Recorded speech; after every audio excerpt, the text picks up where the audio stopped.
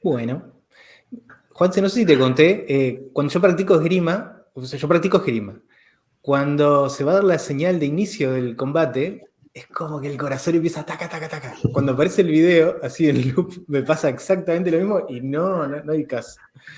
Bienvenidas y bienvenidos a Historias de Junior. Y como nadie nace sabiendo, buscamos contar estas historias que llevaron a nuestros invitados a ser quien son hoy. Normalmente vemos como en redes sociales cómo la gente triunfa, escuchamos charlas sobre los logros, pero pocas veces escuchamos cómo logran llegar a ese momento, a estar ahí. Y en este programa buscamos visibilizar y contar esas historias para humanizar a estas personas, a estos referentes y reducir un poco, así sea un poco, la frustración de cuando las cosas no nos salen como deseamos. Hoy en Historia, esta parte la leo porque así no me equivoco en ningún momento. Hoy en Historias de Junior nos acompaña Álvaro Pujals, Business Hacking Partner de Globant, profesional con más de 15 años de experiencia en el ámbito digital que abarca web, mobile, datos y redes sociales. Comenzó su carrera como desarrollador en agencias de publicidad y branding y luego se especializó en estrategias digitales para ayudar a las empresas a alcanzar sus objetivos comerciales. Y actualmente Álvaro lidera el equipo de Business Hacking en Globant, donde desde 2017 se encarga de definir y ejecutar programas de transformación que empoderan a los miembros de las organizaciones. Es un apasionado del marketing y la tecnología y nos va a contar más acerca de eso y actualmente se dedica a asegurar el éxito de sus proyectos, la satisfacción del cliente mediante la implementación de nuevas tecnologías y metodologías. Álvaro, gracias por estar acompañándonos el día de hoy. Gracias por invitarme. Un gusto estar aquí. Bienvenido. Álvaro, contanos en tus palabras quién es Álvaro. Bueno, a ver, no practico esgrima, esa te la puedo decir, Se puede arreglar eso. pero siempre se puede aprender un nuevo deporte, práctica. No, a ver, si yo me tendría que describir, a mí me gusta siempre pensar en un soñador barra creador, ¿no? Alguien que está constantemente tratando de crear, pero sin seguir una receta puntual. Es como que yo soy, bueno, a mí me encanta la cocina, yo cocino, pero yo siempre hago más bien todo lo salado en mi casa. Porque no hay tanta necesidad de seguir una receta exclusivamente. Cuando te vas a lo dulce y haces merengue italiano o algún tipo de preparación específica, ahí sí tienes que ser mucho más puntual con la receta. Entonces, yo conecto mucho con esos momentos de creación donde comienzo un proyecto y la hoja está en blanco, es el momento donde más me divierto. Cuando ya viene todo predefinido y lo único que tengo que hacer es mejorarlo, ejecutarlo, mejorarlo y eficientizarlo, ahí es donde yo me desconecto un poquitito. Entonces, a mí siempre me gusta pensar en mí, en una persona que está tratando de crear sin seguir tan al pie la receta, sino también entender de que la receta, viste, de un pan de masa madre puede llegar un 20% de sal, pero a veces se le puede poner un 22%, siempre y cuando se desarrolla un perfil de sabor que uno le gusta. Y creo que en la vida profesional es exactamente lo mismo. Aprender, obviamente, de otras experiencias, cómo otros construyeron su camino, es súper edificante, pero también entender de que esa receta no debería ser algo que nos debería, viste, como comprimir o achicar a tengo que hacer exactamente eso como me lo dijeron, sino que más bien a mí me gusta pensar viste, tenemos un objetivo y dentro de ese objetivo actuamos como dentro de una caja imaginaria, que en esa caja imaginaria cada uno de nosotros tres seguramente, si nos piden un objetivo, una misión, seguramente tomemos caminos separados. Y para mí eso es lo rico de todo esto. Cómo podemos crear siguiendo caminos que a veces quizá no son tradicionales. Y quizá no perder el miedo de que quizá ese camino no tradicional que elegimos no nos lleva al objetivo deseado, pero seguramente uno se va a llevar aprendizajes en recorriendo ese camino. Entonces, a mí me gusta pensar como una persona que crea sin recetas. Y para aquellos que siguen todos el tema de los zodíacos, soy de Piscis. Y siempre que digo soy de Piscis me recuerdan, los piscianos siempre están soñando despiertos, ustedes están... y conecto también con esa descripción, no porque sea alguien que sea muy leído sobre esos temas, sino que es como que siempre se dice que somos personas que estamos media soñando despierta y que cuando alguien está hablando conmigo, yo yo estoy teniendo como 5 conversaciones al mismo tiempo en mi cabeza. Y sí, tengo mucho ese gen de estar siempre tratando de pensar cómo se pueden crear nuevos caminos. Me gustaría definirme de esa forma. Vea, dos piscianos acá en la casa. Yo tampoco sé mucho del tema, pero sé que soy piscis al menos. Espectacular. Álvaro, cuéntanos un poquito, porque me encanta todo este tema de crear su propio camino, de que sigas como tu propia receta. ¿Cuál fue esa receta que seguiste al principio que te vinculó a este mundo de la tecnología? ¿Cuál fue esa primera experiencia? ¿Dónde llegaste y qué tal te fue? Yo te diría que fue lo mismo. Yo todavía me acuerdo, mi padre fue la persona que trajo la primera computadora a mi casa. Yo todavía me la acuerdo, en el 89. Yo nací en el 80, así que tenía 9 años en ese momento. Y me acuerdo que en ese momento estaba Windows 3.1 que se instalaba con floppy disk, los 1,4. Y creo que eran 10, 12, no me acuerdo. No eran pocos discos, eran una gran cantidad. Y pobre, cada vez que mi papá se iba a trabajar y volvía, yo durante ese día le formateaba y le reinstalaba el sistema operativo y le cambiaba la configuración, que en ese momento lo hacíamos con los .bat. Y siempre le toqueteé algo. Y desde ese momento, como para mí, fue como súper interesante descubrir ese espacio donde uno podía, digamos, encontrar nuevas oportunidades. Y así, en cierta forma, fui recorriendo mi camino. Es como que después, obviamente, viste, en mi núcleo familiar y en mis amigos, cada vez que alguien quería hacer una computadora, me llamaban a mí. Digo, llámenlo Álvaro, solamente sabe. Porque a mí me interesaba mucho el tema. La primera grabadora o quemadora de CDs, todavía me acuerdo, HP, la tuve yo y venían todos mis amigos a hacer los compilados de música. Viste que en ese momento, con Dial-Up, descargaba una canción. Típicamente nosotros lo hacíamos de noche porque si te usaban el teléfono se cortaba todo. Mirá qué viejos que somos. Y bueno, la primera grabadora, después me metí con el tema del software y es como que fue todo creciendo. Para mí siempre fue como, yo soy muy malo dibujando, por ejemplo. A mí si me piden dibujar al día de hoy una persona, hago una persona con 6 palitos y un circulito. Esa es toda mi capacidad creativa en el ámbito del dibujo. Ahora, cuando te vas al mundo más digital, me siento mucho más cómodo. ¿Viste? Cuando alguien compras usas una nueva aplicación, usas un nuevo IDE o lo que sea, es como que mi primera reacción es empezar a usarlo. Y bueno, y uno va aprendiendo en todo ese proceso. Y todo ese recorrido fue el que me llevó a, viste, en los 90 con HTML, que era un lenguaje bastante sencillo, a hacer páginas web, viste, todo el mundo decía, che, vos que sabés de computadora, ¿no querés aprender? Y bueno, y así, viste, HTML con tablas en ese momento, que tratábamos de hacer el diseño de una página con tablas y era bastante caótico hasta que empezamos a usar los layers y CSS. Y como mi camino de aprendizaje fue, con la tecnología fue probando, de así pasé al ActionScript. En ese momento, ya estamos hablando de los 98, 99, y usábamos mucho el Flash de Macromé o de Adobe para, ¿viste? Para animar un poquitito. Que tenía un lenguaje llamado ActionScript que te permitía ejecutar siempre las funciones. Y después pasé a PHP por alguna extraña razón, pero siempre fue, no hubo una misión. Yo estudié marketing, no estudié ingeniería de sistemas ni una, digamos, una carrera de tecnología en cierta forma, sino que para mí era una herramienta, no era el fin en sí mismo. Yo no quería escribir código, sino que en cierta forma me gustaba esto de la creación. Y viste, y lo que me empezó a pasar es, hacías página web y venía al año, los 2 años o 3 años, venía el cliente y te decía, la quiero hacer de nuevo. Bueno, la hacemos de nuevo. Pero ahí lo que me empezó a pegar es el tema de, ¿por qué hacerla de nuevo? ¿Hay algún dato que nos permita validar esa hipótesis? Y en ese momento no teníamos Google Analytics, que en ese momento se llamaba Urchin, sino más bien usamos los logs del server para ver cuántas veces se pingueaba la imagen o un texto, entonces vos sabías más o menos qué es lo que le gustaba a la gente y qué no le gustaba a la gente. Y ahí empecé a recorrer el camino que quizá conecta con mi camino actual, que era, ¿viste? Una persona que tenía esta hipótesis de quiero rehacer mi sitio web, porque todo el mundo lo está rehaciendo. Mi primera pregunta era, ¿por qué, no? O sea, queremos ganar más usuarios, queremos cambiar el target de audiencia, queremos tener nuevos tipos de formatos y o contenidos.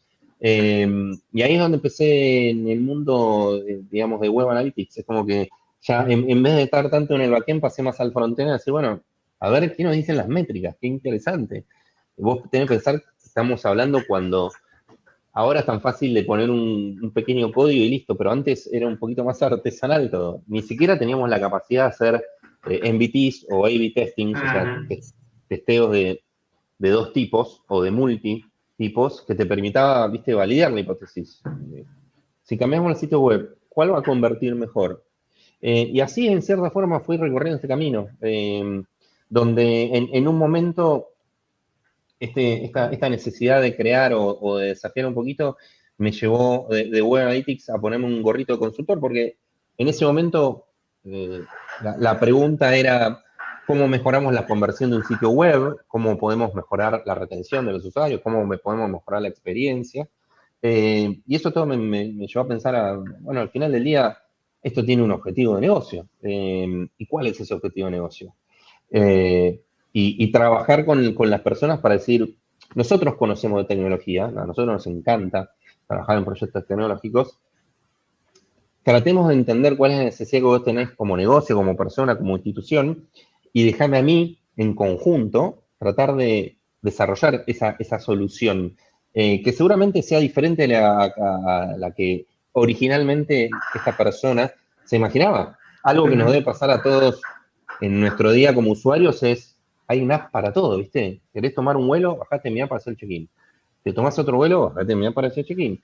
¿Querés reservar un turno? Bajate mi app para hacer... Entonces digo, es como que constantemente ahora es la explosión de la revolución móvil, que ya pasó hace 7 años, pero sigue impactando, es como que, ¿viste? Todo se transformó en una app. Y siempre cuando alguien viene y me dice, quiero hacer una app, yo le digo, no, contame exactamente qué es lo que quieres hacer. ¿Es dar una mejor solución? ¿Es tratar de tener un nuevo canal para contactar con tus usuarios? Entonces, estas ganas de siempre andar buscando, de crearse una nueva receta, creo que me trajo al lugar donde estoy hoy, que el lugar donde yo estoy lo elijo porque nosotros en consultoría hacemos mucho, hablamos de estrategia, hablamos de transformación, hablamos de adopción, hablamos de cosas súper interesantes que van definiendo un poquito el futuro. Pero lo que me pasaba es que nosotros hablábamos y no hacíamos nada, básicamente. Que algunas personas se pueden sentir cómodas con esa forma, ¿no? Pero yo, el camino de la vida me trajo hasta acá en mi actividad profesional actual porque yo no solo quería definir esa estrategia, hablarla, discutirla, ponderarla, pero sino también quería que la construyamos. Decir, bueno, está bien, si nosotros dijimos que si creamos esta nueva experiencia vamos a lograr un N porcentaje de nuestro objetivo, hagámoslo en los próximos 6 meses, hagamos una versión sencilla de la primera idea que tuvimos y validémoslo. Y cuando tengamos una respuesta de parte de nuestro usuario target, escuchémoslo y veamos si nos dice si me encanta o no se podría mejorar. Y es lo que actualmente me dedico, es tratar de descifrar el impacto que tienen las tecnologías en las empresas y cómo las empresas pueden adaptarlas de forma sostenible, porque al final del día las empresas son negocios que buscan un fin económico, muchas buscan también un bien social, pero al final del día nos podemos sentar a pensar miles de ideas, nosotros si nos juntamos como equipo de trabajo, pero nos tenemos que asegurar que esa idea sea sostenible para la empresa, que si el costo de esa inversión vos lo podés recuperar, ya sea a través de expandir el negocio, de llegar a más consumidores o de que sea más eficiente el uso de los recursos para lograr esa experiencia. Entonces, mi camino, el recorrido fue de ir siempre conociendo nuevas herramientas que me permitían ir respondiendo más o menos la misma pregunta, ¿por qué estamos haciendo esto que estamos haciendo y cómo lo podemos hacer mejor? Así que ese fue el recorrido que yo fui tomando. Ok. ¿Y cómo fue esa conexión con Globan? ¿Cómo llegas a Globan después de visitar? Te entendí que estabas en agencias y todo este tema, ayudando a clientes y todo. ¿Cómo llegas a Globan? ¿Cómo conectas con Globan? ¿Y cómo te ayuda como un poco a diferenciar ese objetivo que tú tenías de hacer algo más en vez de solo hablar.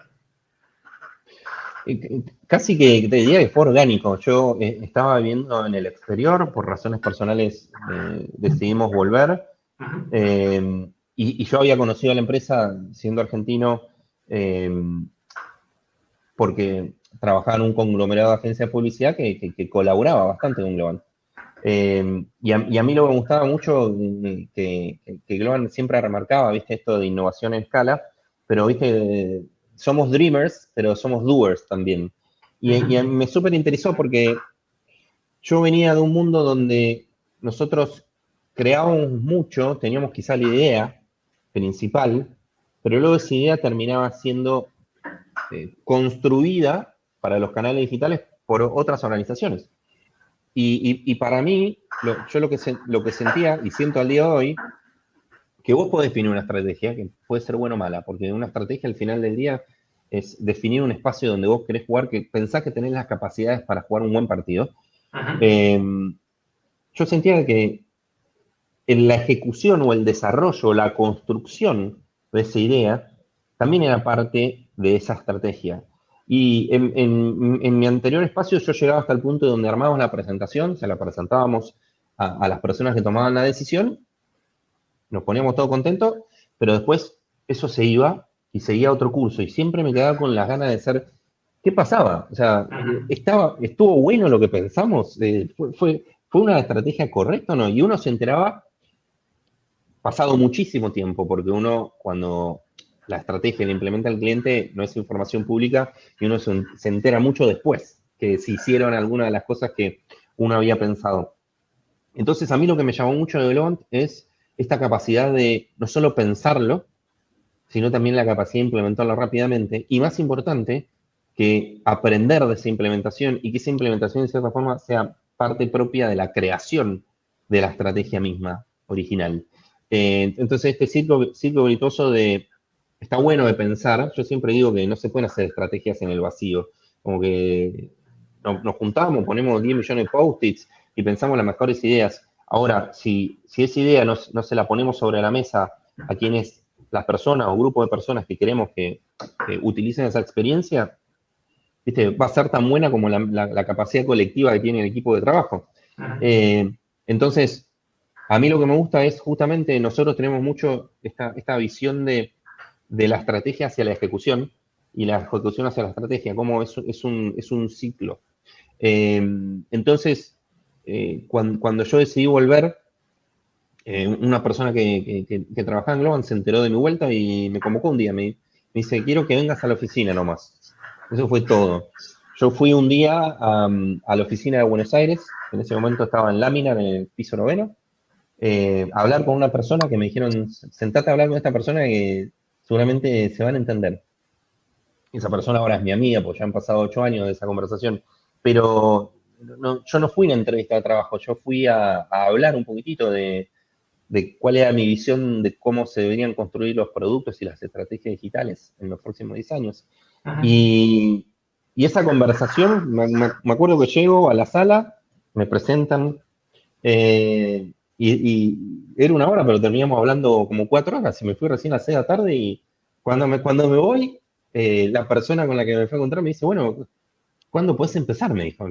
Yo acababa de volver del país, estábamos con mi esposa todavía volviendo a lo que era vivir en Argentina, teníamos mis vacaciones que la habíamos hecho, ya no nos íbamos, así que yo fui una de esas personas que arrancó un miércoles, yo no arranqué, típicamente todos arrancamos el lunes, pero yo arranqué el miércoles porque dije, che, ¿cuándo podés empezar? Porque queremos armar esta nueva unidad y queremos que nos ayudes a construirla.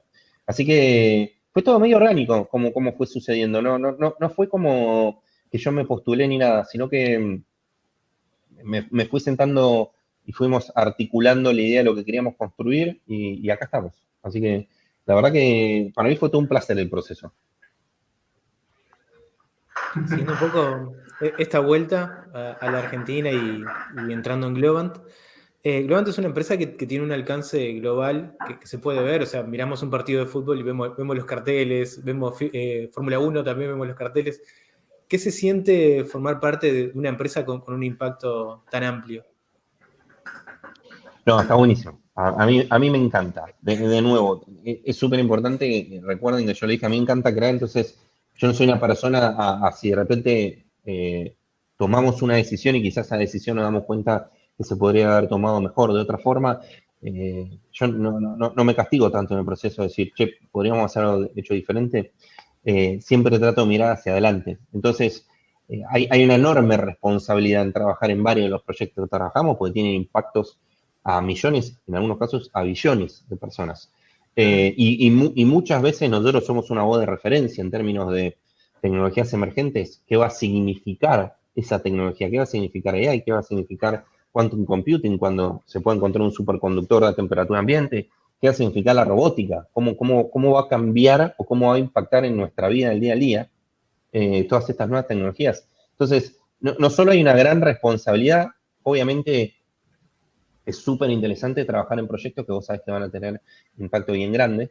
Entonces, es emocionante, pero de la misma forma también es una responsabilidad que uno siempre quiere tener su mejor versión disponible para ayudar al equipo, al pod de trabajo, y tratar de poder responder esas preguntas. Que muchas preguntas, como le digo, son preguntas donde siempre cuando nosotros nos presentamos y decimos que solo hacemos consultoría de negocios, y las personas tienden a relacionar a la estrategia, a la consultoría, ¿viste? Y dicen, no, estos hablan de acá a 5 años, hay una expresión en Argentina que se dice que es humo, puro humo, te dicen, pero la realidad es que eso es parte de la creación. Yo hoy no puedo decir a ciencia cierta exactamente qué es lo que va a suceder en los próximos 5 años o 10 años con X tecnología.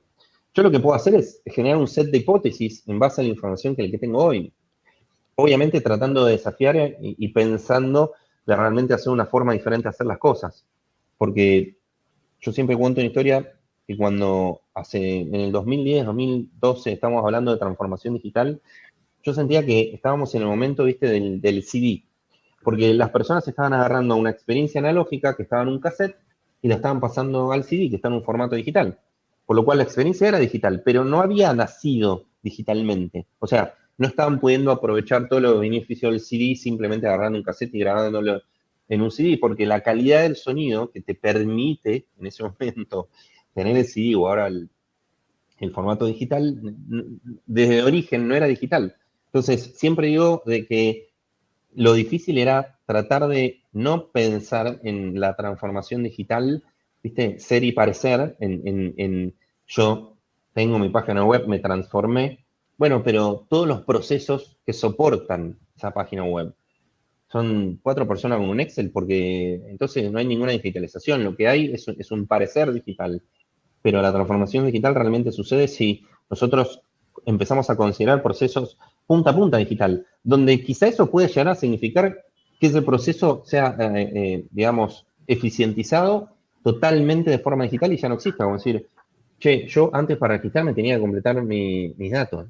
Ahora yo me quiero sacar una foto y empezar a usar el producto. Entonces, lo que me entusiasma mucho es esa capacidad no de digitalizar algo analógico, sino pensarlo digital desde cero y poder aprovechar todas las capacidades que te da la digitalización. Entonces, eso es a mí lo que me entusiasma, en cierta forma, esa construcción constante.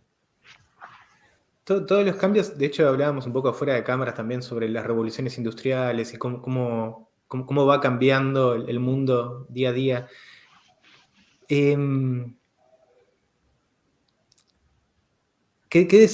cambio en sí, nosotros que estamos en Cultural Hacking lo vivimos, el cambio genera ciertas dificultades a la hora de implementar algo. ¿Qué desafíos tenés en el día a día? Es súper interesante y nosotros trabajamos muy seguido porque siempre decimos que la transformación tecnológica es más cultural que tecnológica. Yo siempre digo de que en cierta forma tenemos que generar grietas por diseño.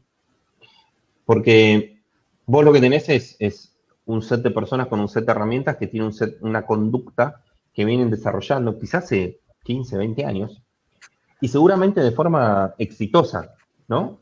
Entonces, ante ese escenario, alguien te va a decir, pero ¿por qué tengo que cambiar si estamos haciendo bien las cosas o nos está yendo bien o estamos logrando los objetivos que queremos? Y es muy difícil ante esa situación, ¿viste? Tratar de pintar un panorama diferente solo, ¿me entendés? De la nada misma. Entonces yo siempre digo que hay que crear pequeñas grietas por diseño, no como tirar todos los ingredientes en una olla y que la transformación va a suceder, sino que lo que nosotros tenemos es un set de personas que seguramente abracen la transformación más rápido que otros, y está bien. Yo creo que lo que, si vos me preguntás qué es lo que se podría mejorar, es penalizar a los que les cuesta entender la transformación. Creo que es nuestro trabajo convencerlo de que es necesario. Entonces, siempre me dicen, bueno, pero agarrar los primeros 5 que les encante transformarse y empezar a hacer algo. Bueno, sí, pero la transformación realmente va a suceder cuando todos abracen y cuando la última persona de la sala, que quizás sea la persona más negativa o la persona que esté menos confiada de que lo que vos estás proponiendo sea correcto, esa es la persona que tenemos que transformar. Y no lo vamos a hacer mágicamente un día para otro, sino que lo vamos a hacer a través de pequeñas grietas por diseño, donde una herramienta que nosotros usamos, que es el índice de madurez digital, es tratar donde tenemos un diagnóstico que le pedimos a las organizaciones que lo hagan solo, son un set de preguntas que tocan 5 pilares, no solo tecnología, sino también datos, procesos, experiencia. Entonces, las personas completan este formulario y ese formulario te entrega un puntaje. Después nosotros damos nuestro resultado y típicamente vos lo que ves es que el resultado digital que se da en las organizaciones quizás está a la margen derecha y el resultado que nosotros le damos un poquito más a la margen izquierda. ¿Por qué? Porque las personas de esa organización seguramente son excelentes profesionales en su industria. Conocen mucho de media, conocen mucho de retail, conocen mucho de finance, pero de tecnología y las capacidades que tienen y las experiencias que pueden crear, esa es nuestra área de conocimiento. Y mejor aún, nosotros tenemos una visión cross-industria. Yo no estoy mirando solo a una industria y te vengo con el manual de las 20 cosas que tenés que hacer, porque creo que justamente podemos mirar a los costados y decir, ¿qué está haciendo la industria de media y cómo lo puedo llevar a la industria petrolera? Y yo diría, qué raro, ¿qué se podría llevar? Son dos cosas completamente diferentes. Bueno, sí, cuando estoy hablando de exploración, seguramente no aplique mucho, pero cuando yo me acerco al consumidor, generando experiencias, tratando de simplificar y mejorar y reducir fricciones, seguramente una petrolera pueda aprender de una empresa que tiene parque de diversiones. Entonces, a mí y a todo el equipo en el que trabajamos nos gusta hacer esa vinculación, ¿no? De ir generando estas hipótesis, empezar a crear grietas por diseño donde le empezás a demostrar a una persona, es decir, tu entendimiento es que tu capacidad digital llega hasta este punto y realmente hay un camino mucho más para recorrer. Y es nuestro trabajo ir mostrando cuáles son esos caminos. Y también no olvidarnos que muchas personas, cuando estén en parte de estos procesos, también lo primero que se siente es algo así como una señal de alarma, de decir, entonces mi trabajo va a cambiar, o mi trabajo va a ser completamente diferente, o mi trabajo va a ser tomado por algún tipo de producto o plataforma. Y yo creo que justamente nosotros tratamos de hacer parte a todos los actores, porque cuando nosotros hablábamos de estrategia hace 20 años, la estrategia te venía desde arriba hacia abajo y había que hacerla porque había que hacerla. Yo creo que ahora es muy importante que se defina una ambición digital de hacia dónde hay que ir, pero que se permita un cierto aspecto de no haya total claridad de qué significa y permitirle a los equipos que puedan ir definiendo qué es exactamente esa ambición digital. Y al hacerlos partes de trabajar colaborativamente en cuál podría ser esa solución, incorporando personas, perfiles, expertos de diferentes áreas, que todos no hablan el mismo idioma, y cuando hablan el mismo idioma no estoy hablando de si hablan inglés, español o algún otro idioma, sino que una persona que viene de diseño tiene un canvas, una forma de pensar, una persona que viene de producto tiene otra, una persona que viene de tecnología, y más allá que inicialmente uno puede pensar es un caos porque todos piensan diferente, si cada uno de ellos entiende que tiene un objetivo y dentro de ese objetivo cada uno puede actuar siguiendo sus prácticas y eso va a traer la mejor solución posible, en vez de seguir todos a uno, se pueden construir cosas súper interesantes. Entonces, para mí es crear estas grietas por diseño, es hacer parte a las personas de digamos, del proceso creativo de construcción. Y por último, ¿viste? Tratar de reducir o dentro de lo posible achicar la visión de túnel, que es, si yo vengo trabajando hace 20 años en una misma temática, práctica, industria, siempre voy a tratar de pensar las mismas soluciones. Es más, un gran ejemplo, y ustedes saben que a mí me gusta la industria automotriz bastante, un gran ejemplo es lo que pasó los últimos 6 meses. Todos los vehículos, en su gran mayoría, tienen una arquitectura de 12 volts. Vieron que tenemos una batería, típicamente está adelante, algunos vehículos la tienen en el baúl. Esa arquitectura de 12 volts durante mucho tiempo fue la mejor, realmente, propuesta. Ahora, cuando un auto si yo agarro en porcentaje, antes el software era el 5, el 10% del vehículo. Ahora es casi el 60 o el 70% del software es la experiencia del vehículo. Entonces, esa arquitectura 12 volts, que durante mucho tiempo fue súper eficaz, y la industria automotriz se encargó de eficientizarla al máximo, hubo una automotriz que dijo, pero si el auto es todo software, ¿por qué no lo tratamos con una arquitectura como si fuera una red? Y en vez de tener todos estos diferentes subsistemas, que es como es la arquitectura de 12 volts tradicional, que yo tengo el auto dividido en subsistemas, ¿por qué no lo llevo a pensar que es como una red y paso a una arquitectura de 48 volts? ¿Qué es lo que me permite? Me permite poder tener, digamos, cables más finitos que al final del día le estoy simplificando, que al final del día ahorra peso y por supuesto genera mayor eficiencia. Entonces, alguien que vino con otra visión pudo generar una pequeña grieta, trabajar colaborativamente para tratar de pensar una solución y implementar esa solución, que es algo radicalmente diferente a lo que estamos acostumbrados. Así que creo que eso es lo que a mí me gusta de cómo abordamos los proyectos. Ok, y de hecho acá en el chat están preguntando, porque digamos que toda esta construcción directamente con cliente pues te lleva a enfrentarte como a quizás esos sesgos, opiniones, perspectivas, lenguajes que tú hablabas ahorita que tiene el cliente. ¿Cómo haces y si sigue siendo difícil cambiarle idea o opinión a los clientes? ¿Y qué pasa con esa resistencia que pueden poner en el proceso? ¿Cómo los encarrilas para que estén alineados a tu visión o de pronto a la visión del proyecto en general? Yo creo que es una buena pregunta. Yo creo que es un proceso que sigue siendo difícil porque al final del día, al momento de un proyecto, cuando uno está teniendo estas conversaciones, son realmente opiniones, pero cada vez es más fácil porque la tecnología nos permite, si yo, por ejemplo, tengo una idea de decir, bueno, si el vehículo 12 volts necesita tal cantidad de cables, yo ahora, por ejemplo, utilizando una tecnología como son los digital twins, o sea, un gemelo digital donde vos en cierta forma podés diseñar un producto que todavía no construiste físicamente, pero ya probarlo en un mundo virtual, la digitalización nos permite mucho más rápidamente validar esas hipótesis. Entonces, yo creo que no cambió la dificultad, porque al final del día seguimos siendo humanos y todos tenemos diferentes visiones de los caminos a recorrer, y eso no va a cambiar, pero la digitalización lo que nos da definitivamente es validar la hipótesis rápidamente. Recuerden que yo cuando empecé a contar mi historia hablé de que en un momento llegaba Web Analytics y Web Analytics tenía el A/B testing, que es testear la versión A versus la versión B. Entonces, si yo tenía una idea de si el botón de compre ya, en vez de decir compre ya, le ponía continuar, generaba mayores conversiones.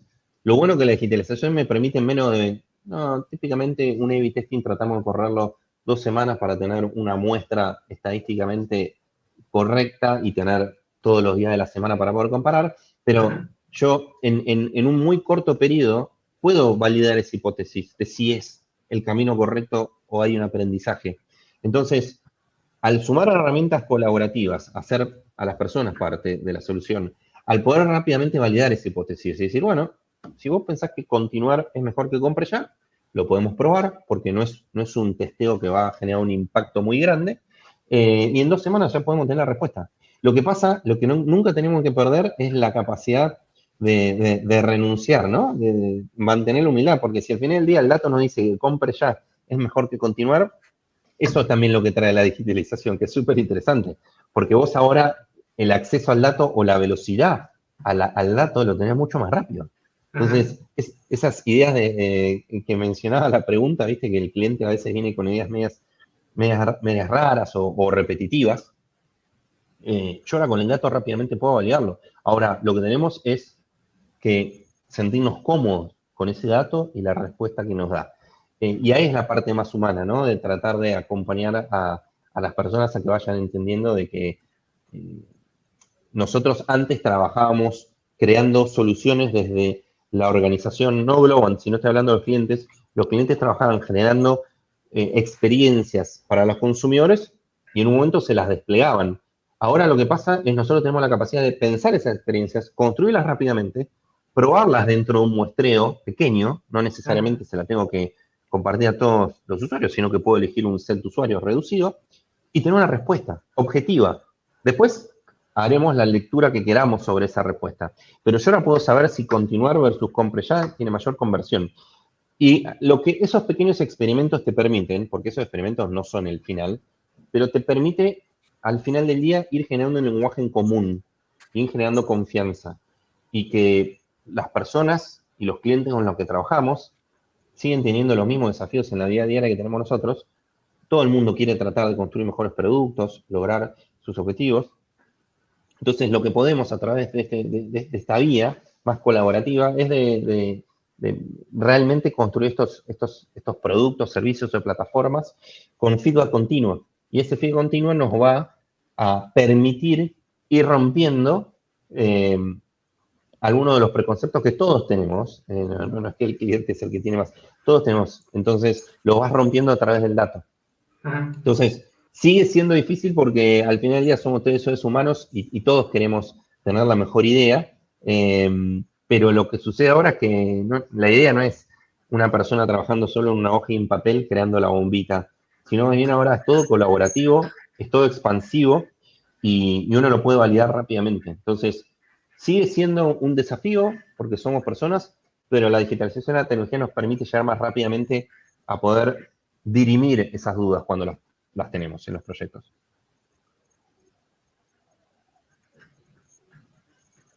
Ok, perfecto. Ya cuando alguien dice Digital Twins, dale. iba a decir que cuando alguien dice Digital Twins ya me pongo re ansioso, quiero charlas, quiero ver un Digital Twin funcionando.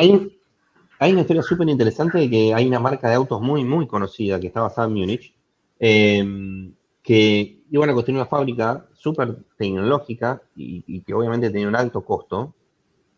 Antes de construir, de poner siquiera un ladrillo, hicieron la versión digital de esa fábrica y probaron absolutamente todos los procesos.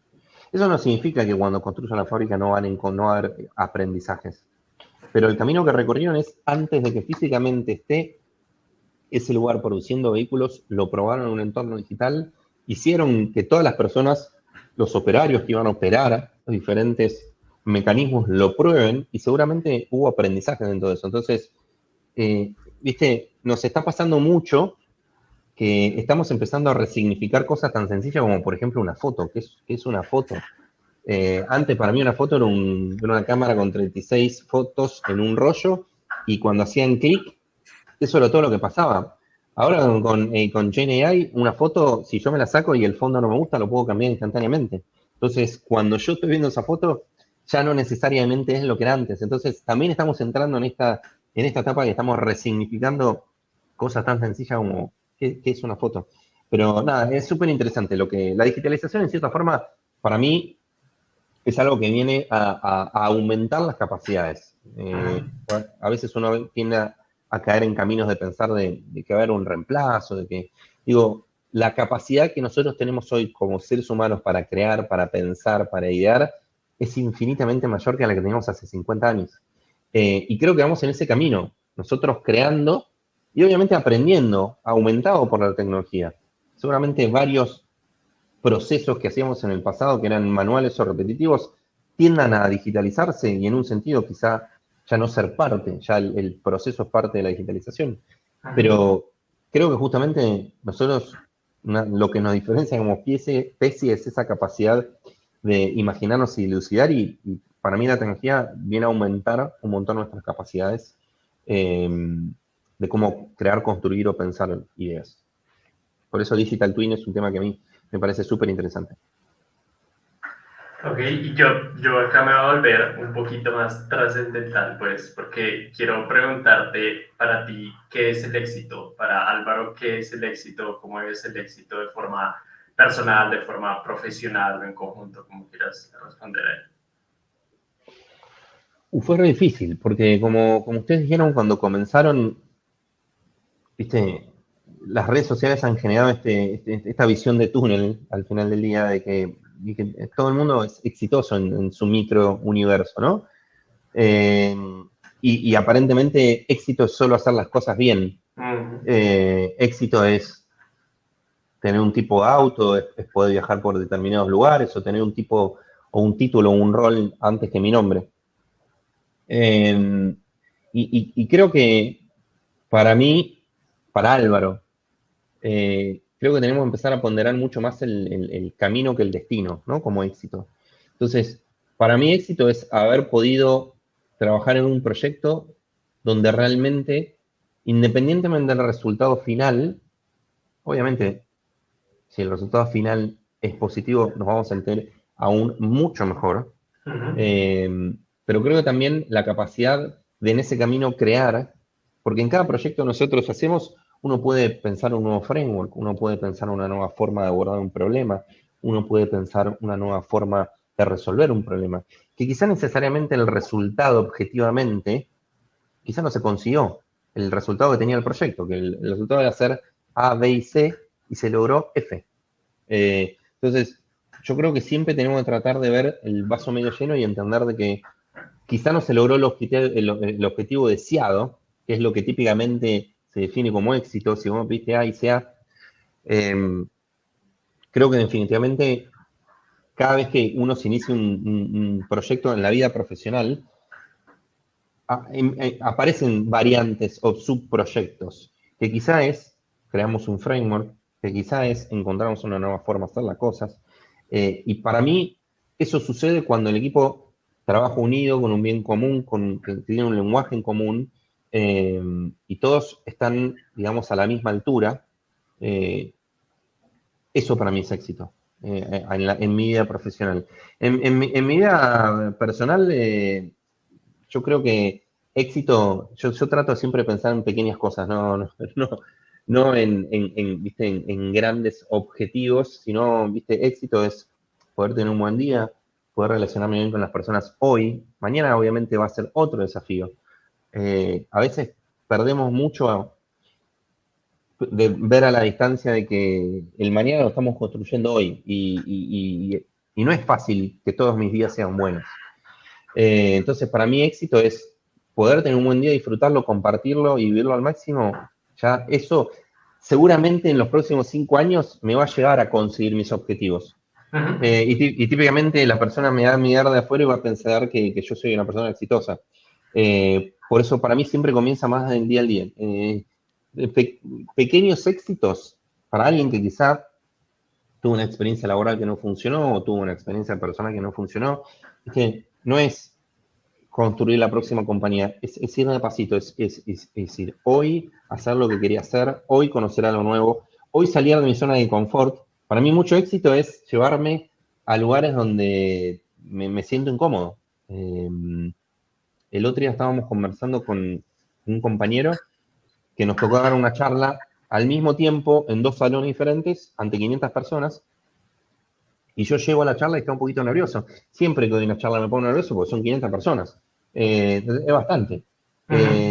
Entonces yo le dije a él cuando terminamos la charla, digo, cuando vos llegaste, te vi tan cómodo y tan tranquilo que me diste a mí un poquito de paz y creo que pude hacer la charla porque vos me transmitiste una paz. Me dice, bueno, yo te transmití paz, pero adentro mío yo estaba igual que vos, estaba súper nervioso, no sabía cómo iba a ser la respuesta a la audiencia. Entonces, viste, éxito es poderme haber habido parar delante de estas personas y contar mis ideas. No que mis ideas fueran las más revolucionarias del universo, sino más bien poder sentarme y compartirlas y que un par de personas, porque dentro de las 500 obviamente no me preguntaron todos algo, pero un par de personas se interesaron y después quisieron hablar conmigo. Entonces, creo que tenemos que tratar de darle más espacio a esas pequeñas experiencias. Por ahí va un poquito, pero la verdad que no tengo una definición muy, muy precisa de qué es el éxito. Igual yo siento que el tema del éxito, digamos que puede ser un término que para nosotros va evolucionando dependiendo del estadio en el que estemos, también personal y profesionalmente, y va a depender un poco de los retos que nos pongamos o de los aprendizajes que vayamos teniendo. Y acá lo conecto también con la siguiente pregunta que quería hacerte, que era, ¿cuál fue tu mayor fracaso o aprendizaje, o como lo quieras llamar, y cómo lo superaste? Porque igual, con toda la experiencia que tienes, con todos los proyectos en los que has estado, pues claramente al menos uno debía haber sido como, no, la sufrí, la sudé, pero aprendí. ¿Cuál es como tu fracaso que está, o aprendizaje que está en el top of mind? No, a ver, yo les conté un poquito mi recorrido, cómo empecé de pobre, borrarle la computadora a mi padre todos los días, a escribir en ActionScript o en HTML y después PHP. Trabajaba para agencia de publicidad y en su momento entendí de que había una oportunidad de... Las agencias de publicidad tienen una capacidad creativa, una capacidad editorial impresionante. Pero cuando ibas, y estoy hablando en el 99, ahora obviamente las capacidades son diferentes, mucho más tecnológicas, como lo es Global Gap, que es el network nuestro de publicidad. Pero en ese momento no había tanta capacidad de desarrollo de software, ¿no? En el 99. Entonces, con dos amigos, entendimos que había una oportunidad. Como yo trabajaba en una agencia, hablamos con la agencia y dijimos, todo desarrollo de software lo hacemos nosotros. Yo armo esta empresa con dos de mis amigos y te presto servicios. Y nos dijeron, dale, hagámoslo. Y empezamos. Y empezamos primero desde la casa de cada uno, después alquilamos una pequeña oficina aquí en Buenos Aires, luego alquilamos otra oficina, contratamos empleados, nos hicimos una sociedad anónima. Una de esas personas ahora está trabajando aquí en Globant, y no porque lo referí yo, sino porque él obviamente profesionalmente es muy bueno. Y en un momento no supimos manejar la escala de los negocios. Por ejemplo, yo tenía 24 años y de repente estábamos haciendo el nuevo sitio web para una telefónica que estaba lanzándose acá en Argentina. Claro, nosotros firmamos el contrato, yo estaba súper contento. Era un contrato de como 6 meses. Entonces, hicimos el desarrollo, se lo presentamos al cliente, 6 meses, lo aceptan, va a producción, genial. Entonces yo voy al otro día feliz, diciendo, bueno, espectacular, vamos a cobrar el proyecto. Y me dicen, no, en el contrato decía que nosotros te pagamos a los 30 días. Uy, ahí ya fue como, pero yo tengo todos unos chicos que les tengo que pagar el sueldo, también el mío mismo. Y bueno, entonces esperamos los 30 días porque estamos con otros proyectos. Este era un proyecto súper grande para nosotros. Y cuando llega a 30 días, me dan un cheque a 60 días. Entonces, de repente, nosotros estábamos en una situación que financieramente no la podíamos gobernar. Éramos jóvenes, obviamente, viendo para atrás, y uno me dice, ¿qué aprendiste de todo eso? Hubiera pedido ayuda, porque hay gente que sobre estos temas los conoce y te pueden ayudar. Pero nosotros estábamos con esta mentalidad de que lo queríamos hacer nosotros, todo. Y está bien hacerlo uno, pero hay algunas cosas que uno es óptimo buscar expertos sobre algunos temas. Entonces, en ese momento, teniendo la edad que teníamos, y uno de mis socios estaba con algunos problemas de salud por la situación, es como que todos nos miramos a los ojos y dijimos, tenemos algo, vendámoslo y cerremos, porque ninguno de los 4 está pudiendo disfrutar la vida de alguien que tiene 25 años. Y básicamente cerramos. Pasamos de esa oficina que nos había costado conseguir a una más chiquita. Se vendió la empresa porque como una sociedad anónima tenía un cierto valor. Y al otro día no tenía nada. Estaba en cero. Así que todo ese camino, ese día que cerramos, firmamos y cada uno se fue a su casa, obviamente yo sentí un vacío, me sentí bastante mal, porque todos queríamos, viste, ver la película y terminar armando una mega empresa como así lo armaron los 4 fundadores de Globant. Pero nosotros no pudimos, en ese momento no logramos superar algunos de los desafíos que te presenta. Y al otro día, obviamente yo sentí ese vacío, me sentí bastante mal, me costó mucho salir a buscar trabajo o ofrecer mi servicio profesionalmente, porque en mi mente yo había fracasado, me había salido mal, y ese era el final del camino. Hoy en día lo veo de otra forma y creo que todo ese periodo fue el que más me construyó profesionalmente hablando. Obviamente todos mis periodos profesionales aportaron un montón, pero muchas de las cosas que hoy puedo hacer con un poquito más de tranquilidad fueron gracias a todo ese sufrimiento, en cierta forma, que tuvimos en ese momento. Entonces, si uno lo mira objetivamente, no logramos el objetivo deseado. No nos llevó a tener, viste, una situación económica que durante los próximos 30 años no tenía que hacer nada. Y obviamente nosotros nos sentimos mal de toda esa experiencia en ese momento. Pero hoy en día es una de las que más valoro, de haber aprendido, de haber conocido. Y muchas cosas que me pasan hoy en día las sigo resolviendo con, digamos, con experiencias que gané en ese momento. Pero también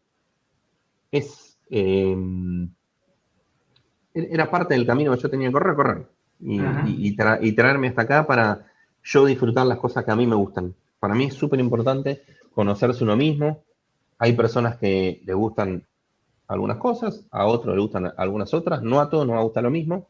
Y poder conocerse uno mismo, qué es lo que te gusta y lo que no te gusta. En los lugares te sentís cómodo, en los lugares donde no te sentís cómodo, y cuando no te sentís cómodo, poder hacer escuchar tu voz para tratar de cambiar la situación es súper importante. Y eso viene de conocerse uno mismo y saber a dónde me siento cómodo, no me siento, y todas esas herramientas las gané en el momento. También aprendí que se paga con cheques a 60 días y otras cosas, pero en ese momento no me sirvió tanto. Lecciones importantes, sí.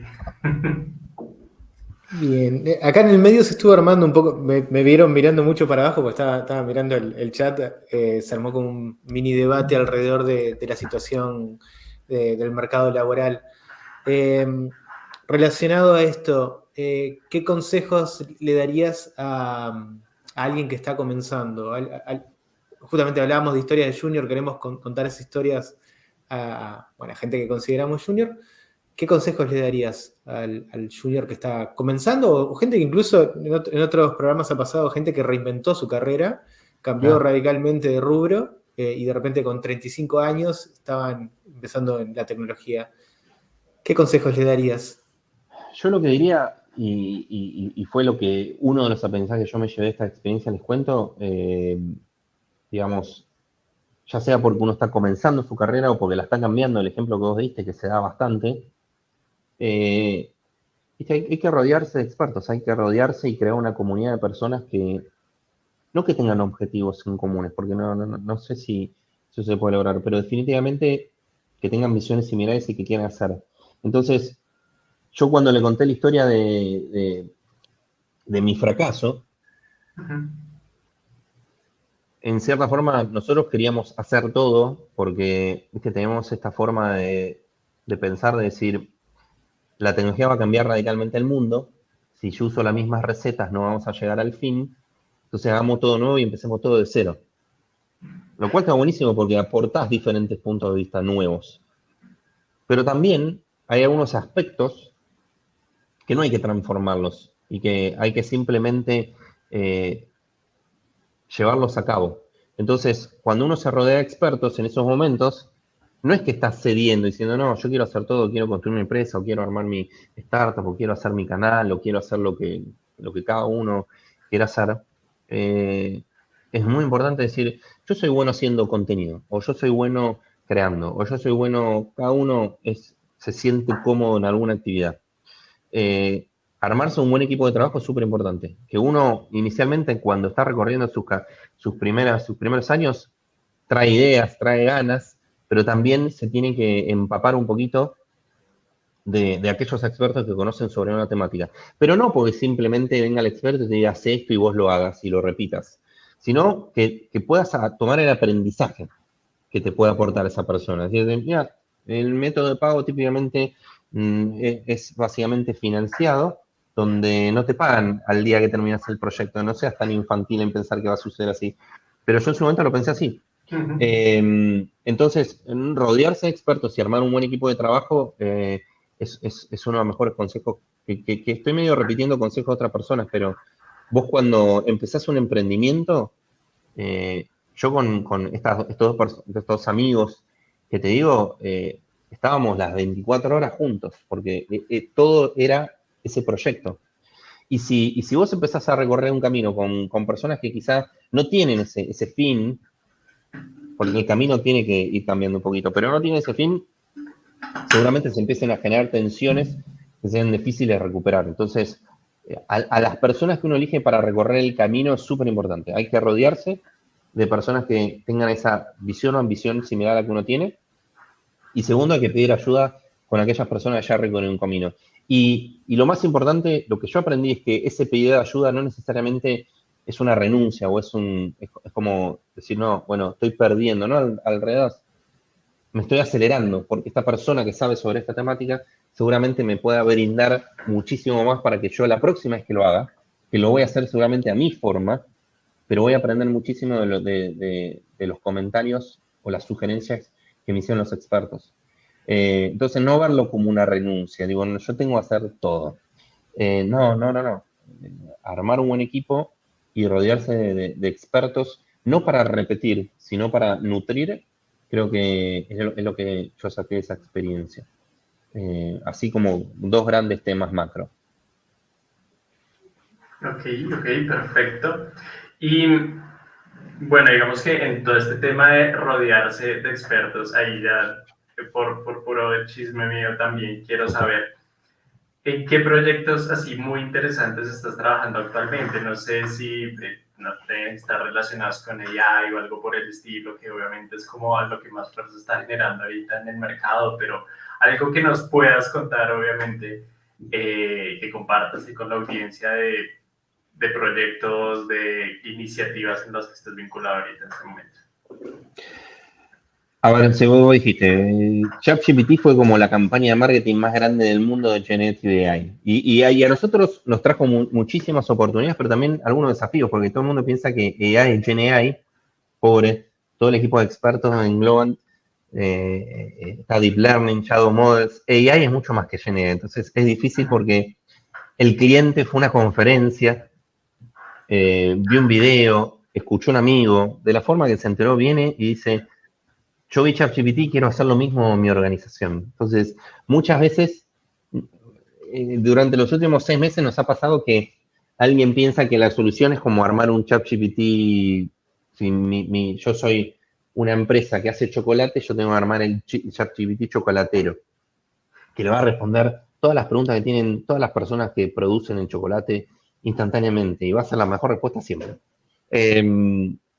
Entonces, últimamente estamos trabajando mucho en el desafío de tratar de tomar ese problema de cómo mi organización adapta estas nuevas herramientas y ponerlo en un lugar que permita a la organización ser sostenible en el tiempo. ¿Qué quiero decir con esto?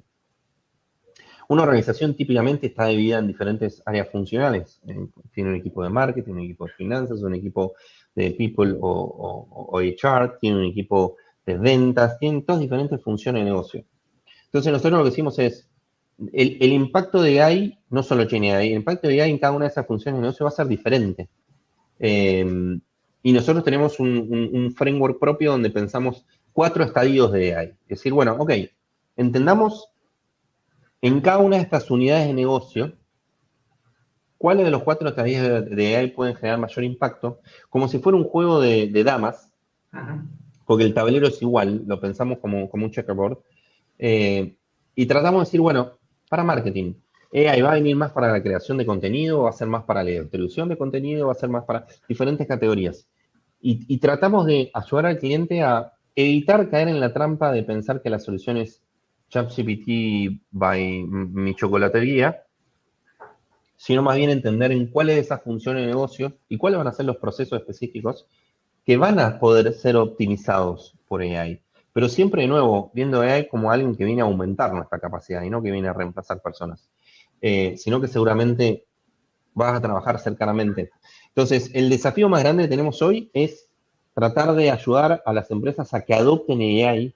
Y cuando digo adopten AI, estoy hablando de que entiendan cuáles son las capacidades que esa tecnología trae, que para nosotros va a ser totalmente transformacional, pero también que empiecen a recorrer el camino, porque si yo quiero tener una estrategia donde mi compañía hace uso de AI como una herramienta, bueno, yo tengo que tener una estructura de datos que soporte esa tecnología, yo tengo que tener un set de procesos que soporte. Entonces, últimamente el desafío más grande es tratar de aprender colectivamente, por nosotros también seguramente en el proceso tengamos algún aprendizaje, es cómo ayudamos a las compañías a implementar AI. En qué funciona el negocio y cuál es el impacto potencial que podría tener. Eso es como la temática más fuerte en la que estamos trabajando. Después, por proyectos puntuales, mucho no puedo contar, pero yo, como dije anteriormente, a mí me gusta mucho la automotriz, me gusta Globant. Por suerte, este año está pisando la Fórmula 1 a Franco Colapinto, que es un corredor argentino que empezó en la Fórmula 1 hace 3 carreras, así que estoy súper contento. Siempre me toca viajar a conferencias y hablar con colegas que están en todo el tema de la movilidad, no simplemente automotriz. Y estamos trabajando en un proyecto donde, en cierta forma, estamos tratando de repensar el impacto que va a tener la movilidad autónoma en el diseño de las ciudades o en el entramado público. Porque si el auto, en cierta forma, tiene un tipo de motricidad más limpia, que puede ser eléctrica como también puede ser hidrógeno. Yo creo que todavía hay mucho para cambiar, no creo que todos los autos sean eléctricos en el futuro, definitivamente van a permear y va a haber una gran cantidad de autos eléctricos, pero también va a haber otro tipo de motricidad. Si el auto, en cierta forma, anda utilizando energías renovables, o sea, que se puede recargar eternamente, digamos, que tiene un alto contenido de software y en cierta forma tiene ciertas capacidades autónomas, fíjense que nosotros, aún una persona como yo que me encanta manejar, mi auto debe estar el 80% del tiempo fijo, estacionado en algún lugar, juntando polvo, básicamente. El 20% lo utilizo yo y lo disfruto. Entonces, últimamente, seguramente escucharon que Rimac lanzó un auto. Rimac es una compañía creada por Mate Rimac de Croacia, que ahora se alió con Bugatti y lanzaron un robotaxi, un vehículo autónomo de energía eléctrica, que la idea es que vos lo uses cuando vos necesites, pero cuando vos lo necesitas, el auto se va y se pone a trabajar para vos. Tesla ya varias veces anunció que iba a presentar, pero todavía no lo presentaron, su modelo de robotaxi, que seguramente sea una solución más de software que de hardware, pero nosotros estamos tratando de entender y definir cuál sería la arquitectura tecnológica de soporte una experiencia como la de los robotaxis. Que básicamente el robotaxi es un vehículo que yo lo uso cuando lo necesito y cuando no lo necesito le da servicios de movilidad a otras personas. Así que estamos trabajando en un proyecto tratando de entender cómo sería un mundo que tenga vehículos que trabajan por nosotros. ¿Viste? Diferentes temáticas que nos llevarían a repensar un poquito la forma en que las compañías interactúan entre ellas, etcétera, etcétera. Súper interesante porque es un nuevo problema en cierta forma, no tenemos la respuesta, ni seguramente nuestra primera respuesta sea totalmente asertiva, pero estamos recorriendo este camino para tratar de ir definiendo un poquitito cómo luciría ese futuro.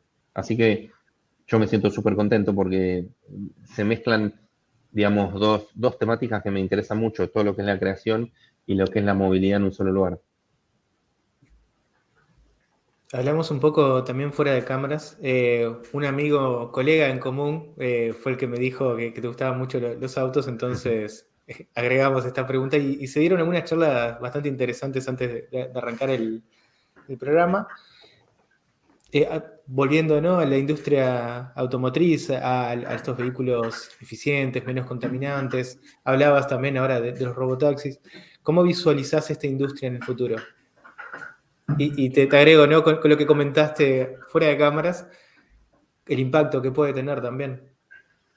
Súper emocionante. Nosotros, por suerte, tenemos la suerte en Globant estar colaborando con varias OEMs, o sea, las empresas que producen los vehículos. Y es súper interesante lo que uno ve desde afuera y luego desde adentro. Desde afuera tenemos que entender que son empresas que hace 80 años que vienen con un modelo donde producen, son empresas industriales gigantes que producen un vehículo, puede llegar a tener 30.000 diferentes partes, ¿no? Es un alto desafío industrial producir un bien que tiene tantas partes. Y no hacen uno por día. Creo que aquí en Argentina varias tienen una producción de 150 vehículos por día, que parece poco 150, pero si yo entiendo que cada vehículo tiene 30.000 partes y que hay que tenerlas en el preciso momento que yo necesito para construirlo, es súper interesante. Pero también es cierto que la industria viene durante los últimos 60 años, en cierta forma, usando la misma receta, que es, lanzan un vehículo, a los 3 años hacen un refresh del diseño, y a los 6 años venden una nueva versión de ese mismo vehículo y lo siguen iterando. Y en esa iteración, nuevos motores, nuevos beneficios, constantemente. Pero todavía es una industria que está súper permeable a la disrupción. Fíjate el caso de los 48 volts que conté de Tesla o el robotaxi también en sí mismo.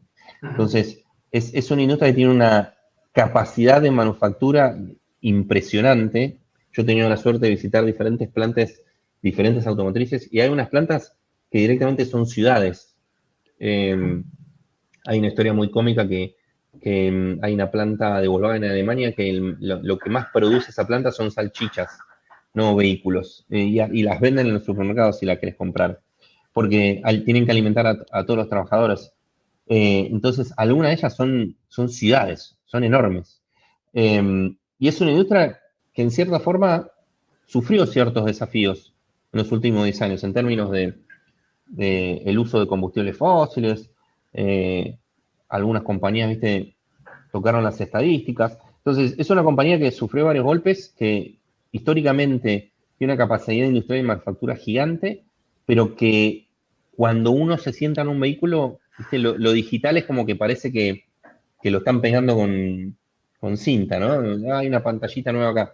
Y parece que está como que cuando la diseñaron se olvidaron y pusieron una tablet encima del tablero, básicamente. Entonces creo que hay muchísimo que esa industria todavía tiene que aprender de no parecer digital, sino que realmente ser digital. En vez de digitalizar una experiencia analógica, que a muchos nos pasa que ahora los vehículos, en vez de tener el velocímetro, el tacómetro analógico, son digitales. Fíjate que se llevó la misma experiencia analógica al mundo digital. Digo, che, qué lástima, porque ahora tenés una pantalla de 12 pulgadas con 3.000 millones de bits y podrías proyectar lo que quieras. Y lo que único se te ocurre es proyectar la lectura analógica que tenías antes. Es como que es una lástima, parece un desperdicio del espacio. Pero el desarrollo del software en sí mismo tiene sus buenas prácticas. Entonces creo que la industria automotriz tiene un montón para aprender de cómo se desarrolla software. Más que nada pensando en ecosistemas, ¿no? Donde hoy es muy difícil pensar en cualquier compañía digital que hoy se te ocurra, que vos digas, a mí me gusta mucho la de la G, la de la A, de cualquiera que vos pienses, todas esas compañías están soportadas por otras pequeñas compañías que asimismo están soportadas por otras compañías. Lo que la digitalización nos trajo mucho es una visión de ecosistemas, donde, viste, no es que un e-commerce procesa pagos. No, hay una startup que es la procesadora de pagos y solo se ocupa de procesar pagos, donde yo le disponibilizo una API y él me lo hace de forma segura. Entonces, creo que la industria automotriz tiene muchísimo que aprender de cómo empezar a generar ecosistemas. En vez de llegar a tu vehículo y que la pantallita esté solo el software que hace esa compañía, que le den acceso a otros programadores. Fíjense que si vos lo llevas al mundo analógico, al que le gusta el vehículo, típicamente termina tuneando el vehículo, que es, le agrega pequeñas partes. Y típicamente es hardware. Le cambia la rueda, le un color, un vinilo, le pone un alerón, lo que sea. Estaría bueno que en el futuro yo pueda escribir software para mi propio vehículo y customizar mi vehículo desde el software, no del hardware. Lo que pasa que hoy en día todos esos ecosistemas están cerrados. Entonces, ahí es donde digo que la industria puede aprender muchísimo de cómo se crea software, de cómo pensar en, yo no quiero resolver todos los problemas del consumidor, yo quiero mejorar la experiencia de manejo, yo quiero que sea segura, yo quiero que sea sostenible, pero también quiero darle acceso a que si un programador quiere hacer una aplicación que funcione, dije aplicación y no la palabra correcta, es experiencia, que lo pueda hacer. Entonces hoy en día los vehículos son muy cerrados. Creo que estaría bueno que en cierta forma algo que ha pasado en la digitalización es que ahora son todos ecosistemas, entonces que se permita la creación de estas soluciones únicas por vehículo a través del software. Entonces veo que es una industria que todavía puede llegar a sufrir una gran disrupción desde el punto de vista del software, no del hardware. No, y yo lo conecto un poquito con lo que mencionabas antes de la importancia de vincular a las personas, digamos, el usuario final dentro del proceso también, porque hablando de lo de Robotaxi me recordaste un poco esto de yo hace rato había visto el tema de Waymo y creo que era el otro crucero, algo así en San Francisco y todo eso, que es como, bueno, pues, o sea, yo me podría subir perfectamente un auto que el timón se está moviendo solo, pero alguien, no sé, un familiar mío que se suba y se vuelve loco del susto de que eso se esté moviendo solo y de que en cualquier cruce se vaya a estrellar, cualquier cosa, pues claro, se va a asustar un montón la gente y entonces esas empresas también tienen que trabajar directamente con la gente en cómo los culturizamos para que prueben estas nuevas tecnologías y sepan lo grandioso que son y todo esto también. Y pues ahí de paso quitarles el miedo un poquito y ponerlos a experimentar a la final también. Yo creo que, si te lo pones a pensar, tiene una razón de ser. Vos cuando lanzás un producto, un vehículo, no solo lo tenés que diseñar, lo tenés que fabricar, sino también lo tenés que testear, tenés que asegurarte de que cumpla con las regulaciones, cumpla con las normas. Por lo tanto, el ciclo de desarrollo de ese producto son 2 o 3 años. Es larguísimo. Y está bien que sea así, porque uno no puede... Hay que probar cada tornillo del vehículo que tenga la tolerancia necesaria para que no se desarme en el camino. Entonces, eso está buenísimo. Ahora, cuando venís al mundo del software, nosotros somos más bien de crear experiencias rápidas y probarlas, porque si ese software tenía un inconveniente, a la diferencia del tornillo, yo no puedo ir a cada vehículo y cambiarle un tornillo porque tendría un costo que superaría el beneficio que podrían obtener. Entonces, hay que entender que también las autonoticias vienen en un mundo donde es difícil cambiar las cosas. Y nosotros venimos un mundo donde el cambio es la constante. Entonces, ahí es donde digo que ambos mundos se pueden nutrir y disfrutar mucho del otro, donde para nosotros crear software es crear experiencias continuamente y refinándolas. Y disponibilizándoselas a los usuarios, diciéndole, Tesla, que tiene su función de autopilot, al día de hoy sigue siendo beta, cuando está pública hace más de 4 años. Entonces, el usuario ya entiende de que su software es beta y que puede llegar a fallar. Pero también lo que sabe es que al otro día o a la otra semana o en N días va a haber una actualización que resuelva. Y uno puede empezar a pensar en lo próximo. Entonces, ahí es donde veo que ambas industrias se pueden apoyar un montón. Bueno, creo que podemos ir cerrando. Hoy sí nos pasamos un poco. Está buena la conversación, sí. Recién me di cuenta de la hora que era. Así que, bueno, agradecerte, Álvaro, agradecer a la gente ahí en el chat también. Nos quedaron algunas preguntas ahí sin contestar, pero bueno, pueden subirse también a la próxima entrevista que va a ser a fines de octubre. Y bueno, gracias. Gracias por invitarme. Muchas gracias por participar. Muchas gracias a todas las personas que se quedaron oyendo, que estuvieron participando ahí en los comentarios. Muchas gracias y pues nada, los esperamos más adelante en otro espacio de Historias de Junior. Y porque nadie nace sabiendo.